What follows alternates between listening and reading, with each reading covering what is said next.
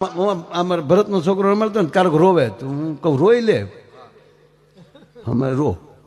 તમારે દીકરો દાંત પડે કાઢવા દાદા તેડે નહીં રો રો કરી પછી ભૂંડો લાગે હજી તો એ 16-17 મહિનાનો છે મારો દીકરો જાગીને મારા રૂમમાં આવે અત્યારે હું ન હોઉં ને તો એ ઘડીક રૂમ ખખડાવે દાદા દાદા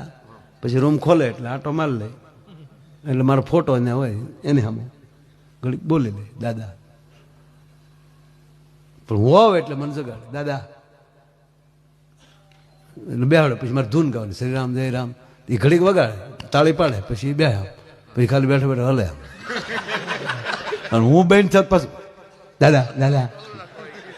એ પાછો બે તાળી પાડે પછી બેસી જાય હું જેમ ગાવ એ મારો દીકરો ખાલી હલે આનંદ એ છે કે એ 18 મહિને નો બાળક થાય ને મને જોઈ ધૂન ગૌરાવતો એને ક્યાં હું શીખવાડવા ગયો છું અને શીખવાડો તો શીખે એમ કે આપણે કે ધૂન કે નીચી ગઈ